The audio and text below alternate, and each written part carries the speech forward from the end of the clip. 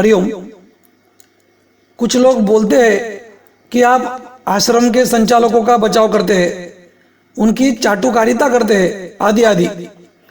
मेरे भाई बहनों, मैं केवल और केवल गुरुदेव के वचनों का आदर करता हूं। कल को कोई आश्रमवासी गद्दार भी साबित हो जाए तो मुझे दोष नहीं लगेगा, क्योंकि मैंने अपने गुरुदेव के वचनों का आदर किया है। कोई कहता है कि बापूजी से जबरदस्ती बुलवा दिया, बापूजी पर दबाव, और मैं कहता हूं कि बापूजी पर दबाव डालकर कोई कुछ भी बुलवा लेता है, ऐसा आपका कहना है। तो आप लोग समझते क्या हो मेरे गुरुदेव को? साधकों से क्या कहना है, कब कहना है, ये सब भली बात ही जानते हैं हमारे ब्रह्मज्ञानी गुरुदेव। हमारी औकात नहीं है कि हम उनकी बात पर भी संदेह खड़ा कर दे। किसी और ने बापूजी की आवाज निकालकर बात कही है। हाँ, ऐसा भी कुछ लोग कहते हैं कि किसी और ने बापूजी की आवाज निकाली और ये बात कही है, बापूजी की आवाज ही नहीं है। तो भाइयों, ऐसा संदेह व्यक्त करना ये भी बेवकूफों का काम है, साधकों का नहीं। मैंने कभी किसी का बचाव नहीं किया और ना ही करूंगा। सबके सब साधक अच्छे ही है, ऐसा मैंने दावा कभी नहीं किया। हो सकता है कुछ गद्दार भी हो, किंतु मेरी औकात नहीं है बिना किसी ठोस जानकारी के केवल कुछ लोगों की बातों में आकर मैं किसी पर उंगली उठा दूं। मेरी ये औकात नहीं है कि अपने गुरुदेव के वचनों का मैं अनादर कर दूं। पूज्य बापूजी का एक संदेश जो व्हाट्सएप के जरिए मिला था और कल 7 अगस्त को ईश्वर की ओर चैनल पर भी पब्लिश हुआ है, वो यहां मैं अपने चैनल के दर्शकों के लिए प्रस्तुत कर रहा हूं। क्या आपको लगता है कि ये बापूजी से जबरदस्ती बुलवाया गया है? अभी आप यहां सुनोगे बापूजी के वचन, बापूजी की अमृतवाणी अभी हम यहां सुनेंगे। तो क्या आपको लगता है कि ये बापूजी से जबरदस्ती बुलवाया गया है, दबाव डालकर बुलवाया गया है? पहले पूरा सुनिए बापूजी का संदेश, और पूरा सुनने के बाद कमेंट में जरूर बताएं कि आपको क्या लगता है।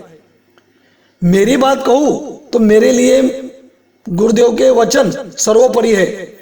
वो चाहे उन्होंने अपनी मर्जी से कहे हो, चाहे किसी ने जबरदस्ती बुलवाए हो। कोई जबरदस्ती बुलवा ले ऐसे मेरे बापू नहीं है, वहां किसी की दाल नहीं गलती। फिर भी मैं ये कहूंगा कि किसी ने जबरदस्ती भी बुलवा लिया हो तो मुझे उससे कुछ लेना देना नहीं है। मेरे कान में गुरुदेव के वचन पड़े, बस बिना किसी संदेह के मुझे उन वचनों का आदर करना ही चाहिए।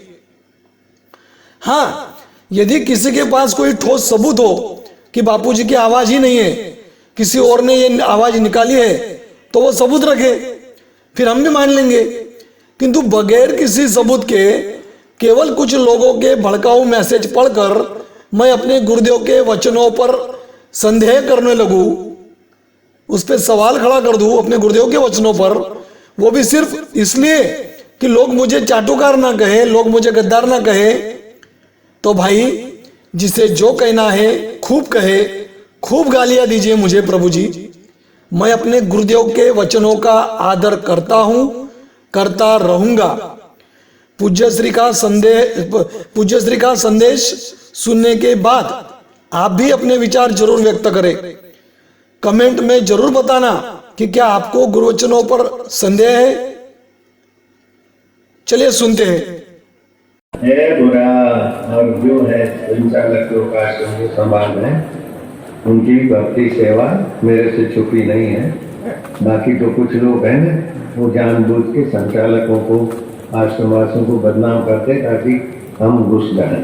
अरे बेटे, तेरा बाप जिंदा है और हमारे भक्तों की श्रद्धा जिंदी है। ना भी बकवास करो, आश्रमवासियों को बदनाम करो, बापू को बदनाम करो, लेकिन ये तुम्हारी भलाई चाहने वाले बदनामी से नहीं डरते, बद काम से डरते,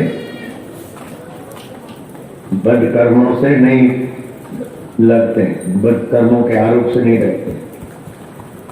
आरोप लगे तो लगे, इल्जाम लगाने वालों ने इल्जाम लगाए लाख, मगर तेरी सौगात समझकर हम सिर पर उठाए जाते हैं। आश्रम की सेवा में नवा धम करते रहते हैं। चाहे लखनऊ आश्रम हो, चाहे कलकत्ता आश्रम हो, चाहे जम्मू कश्मीर का आश्रम हो, चाहे मोटेरा हो, चाहे दिल्ली का हो, जय जय 10,000 गाय हैं, उनको भी बाढ़ मिल रहा है, चारा मिल रहा है। ये सब संचालक लोग और हमारे भक्त साधकों का तो परिश्रम है। आरोप लगाने वालों को क्या है, तो यूट्यूब में आजकल झूठे आरोप लगते रहते हैं।